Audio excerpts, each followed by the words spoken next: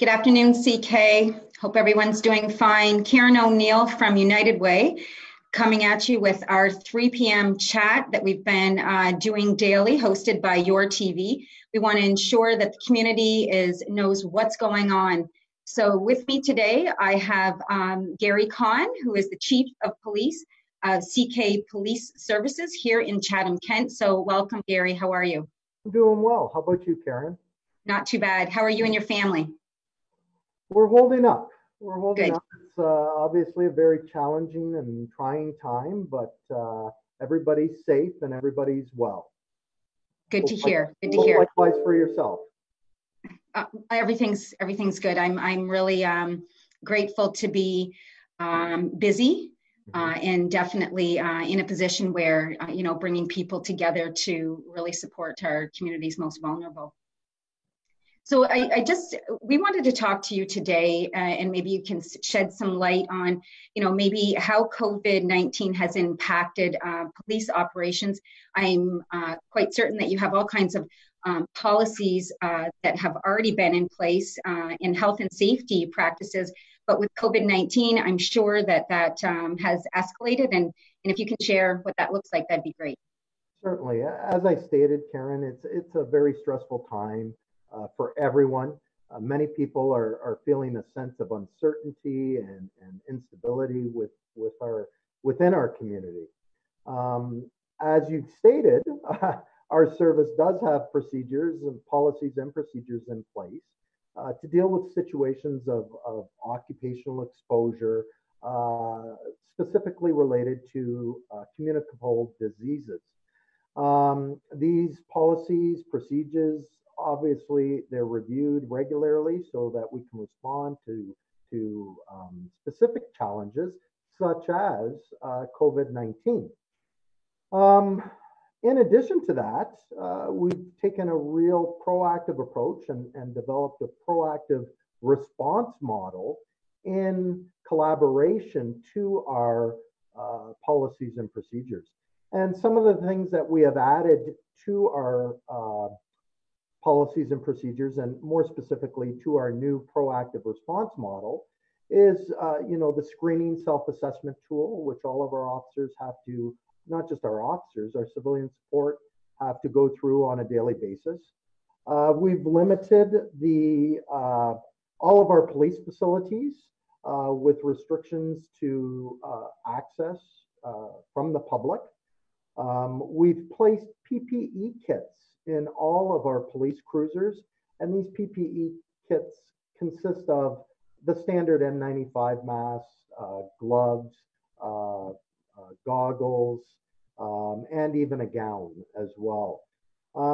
We've put into place a decontamination process, which is basically it's a fifth wheel with showers at the back of the station, male and female showers. God forbid someone does get exposed to COVID-19. One of the real solid advantages to this proactive response model was the development of a COVID police committee, which consists of members from our association, administration, and they basically meet, and our health and safety committee as well, meet on a daily basis.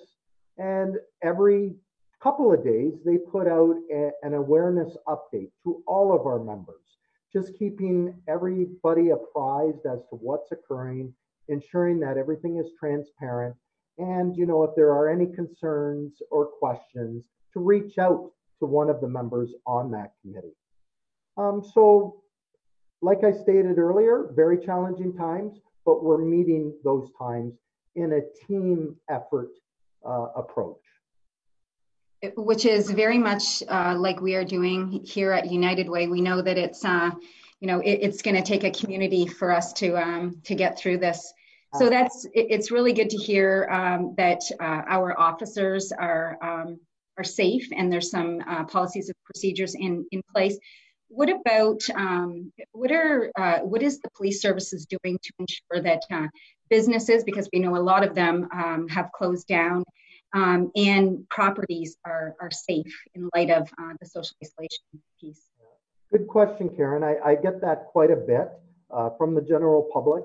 I can assure everyone that we are remaining committed to providing essential services throughout our community. We recognize that many of the businesses have temporarily closed due to COVID-19, but as always, we continue to execute proactive general patrols and respond to calls for service, once again, to ensure public safety and security throughout our community. I have always stated, if anybody sees anything suspicious, if you see something, then say something, contact us. We recognize that a lot more people are staying home, self-isolating or self-monitoring. And if they do happen to see something suspicious in their particular neighborhood, don't hesitate to give us a call at our non-emergency number, the 352-1234 number, and we will have an officer go out and investigate and make sure that everything is copacetic. But yeah, those are basically the things that we have on the go right now. Another thing that I would suggest to our community is please visit our website at www.ckpolice.com and go to the heading, the drop-down menu, Safety and Prevention. Under that Safety and Prevention, you'll find a tab which basically is for B&E smarts, break and enter smarts, and it will provide suggestions for not just residential, but also commercial properties in respect to target hardening or suggestions through CPTED, which is basically an abbreviated form for crime prevention through environmental design. And basically that will provide tips tips and suggestions surrounding, what you can do with your windows, your doors, interior, exterior lighting, everything in the spirit of making your residential home more safe. Also on our website, if you do have an alarm system, I would strongly recommend you attend our website and register your alarm system via our key holder registry. And there, if you do that, then you will be registered with our police service. And if you happen to go away, you can notify us. We will put that into our computer-assisted dispatch center, and that will be disseminated to all of our officers out on general patrol. Yeah. That's fantastic. Actually, Gary, speaking of websites, our ckgives.ca website is a landing spot for people that want to help, people that want to donate, but people that are also looking for help. So I've made a note, and I'm quite certain that my colleague who's behind the scenes right now made a note to ensure that there's a link to that information for people looking for that kind of support. Perfect. So thank you for that. Yeah. What do calls for service look like these days? I know a lot of people are staying home, right? So I'm sure that, the service calls they must look a little bit different. Can you expand on that? Yeah, another good point, Karen. I think it's important to remember that, crime statistics and calls for service fluctuate over time, and obviously for a variety of different reasons. That being said, we have been monitoring our calls for service, and we have seen fluctuations in those calls. So we compared our calls for service over the last 6 weeks since March 13th, when COVID-19 became prevalent, and more importantly, the Emergency Management and Civil Protection Act and a lot of the orders affiliated to that act came into effect. And we compared it to the same time period last year in 2019. And surprisingly, our call volume has actually gone down. This same time period last year, we had responded to approximately 7,500 calls for service. This year, we're approximately 6,500 calls for service. Once again, we take a look at the trends and we drill those, we do an analysis on our calls for service, and we take a look at what trends there are with the specific calls for service. So for example, although overall our calls for service have gone down, we have seen an increase in certain specific calls for service. So for example, sudden deaths. Last year, this same time period, we had responded to 17. This year, it's gone up. We've responded to 20. Confirmed suicides. Last year, we had only responded to 1. This year, we're up to 3. And again, that kind of goes with attempt threats of suicide as well. Last year, we had only responded to it's still a fair number, 20. But this year, it's up almost double that, 39. Same with family disputes. We're seeing an increase surrounding calls for service in regards to domestic related calls. So family disputes, domestics. I think the trend there is obviously a lot of people are complying, staying at home, and you know what? They may be getting frustrated with each other. But what I would warn people and advise people is just bear the storm and remember it is a loved one that you are at home with. The other two areas that we've seen increases for calls for service is in regards to thefts and mischiefs. Surprisingly, break-and enters have remained relatively the same. Actually, they've gone down a couple incidents. But yeah, that's pretty much a breakdown as for our calls for service anyway. It kind of mirrors some of the information that we're hearing here at United Way when we're pulling community partners together with specifically to the mental health issues that are related to the service calls that you're taking. Sure. So you mentioned the Emergency Management and Civil Protection Act, which you and I spoke about. You had said that in your 26 years, you've never ever had to enforce this act. This is a new, I know it's not a new act, but it's definitely something new to me. Could you expand on it? Like, what does enforcing and managing that act look like? Yeah, no, it's not a new act. It's been there for some time. What is new are the orders under that act. So there are numerous orders, obviously specifically related for enforcement surrounding COVID-19.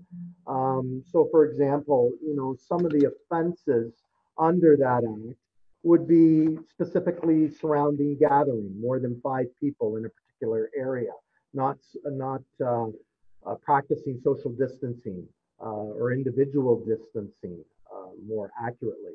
Other offenses are, utilizing parks and the playground equipment in those parks. Also, non-essential versus essential businesses.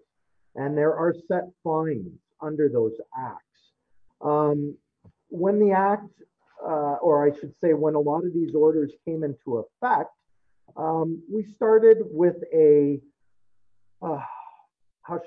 graduated approach with an emphasis on education. And we did that for approximately the first 3 weeks. Now, these last couple of weeks, we've kind of passed by that. We're kind of past that education and warn phase, and there will probably be less discretion provided in offenses surrounding this particular act. I do have some statistics surrounding what we have actually done in regards to enforcement surrounding the act. In regards to the enforcement, who has really taken the lead on this are bylaw enforcement officers through our municipality. Obviously, everyone can appreciate that we as police still have our calls for service that we have to respond to. So we're taking more of a support role in providing support to the bylaw enforcement officers who are obviously taking the lead on enforcement. But collaboratively and collectively together, over the last few weeks, we have issued or we have responded to approximately 840 calls for service in regards to possible offenses under the Emergency Management and Civil Protection Act. We have issued 168 warnings, and I'm pleased to state that, we've only, and these were via the bylaw enforcement officers, issued only 2 infractions or 2 fines under the Emergency Management and Civil Protections Act. One was actually in Blenheim, and the other one was down in Tilbury. The one out in Blenheim was in regards to not abiding to the social distancing, the gatherings, having more than 5 people in one location. And the one down in Tilbury was in respect to a non-essential business remaining open when it should have been closed. Yeah. Okay, so and if people were looking for that information or for some supports around their reporting, they're going to be calling the non-emergency number that you mentioned earlier, 519-352-1234, or the municipality, you said? Yeah, actually our number is the 352-1234. Okay. And if they want to contact a bylaw enforcement officer, they can contact them through the 519-360-1998. Or they can reach them via the web at COVID-19 enforcement, all one word, COVID-19 enforcement at chatham-kent.ca. Well, thank you, Gary. That was a wealth of information. I know I wrote some notes down here. I really appreciate you taking time out of your busy afternoon, and seriously really appreciate the job that you and your team are doing out there and helping to keep Chatham-Kent safe. Oh, thank you, Karen. It's been a pleasure. And the accolades really go to the first responders, all of our frontline personnel, public health, bylaw enforcement, fire. All our first responders are doing a stellar job. And I would emphasize, stay safe and stay well and healthy. I emphasize the exact same. So thank you everyone for joining us today. Join us every day here as we keep you informed on what is happening COVID-19 wise in Chatham-Kent. Tomorrow we will be talking to you about seniors, some of the challenges that they're facing and how servicing them is looking a little bit different. And in the meantime, please visit our CK Gives website if you are looking for help, if you are wanting to help, or if you'd like to donate. So thank you very much, Chatham-Kent. Stay safe, and we'll see you tomorrow.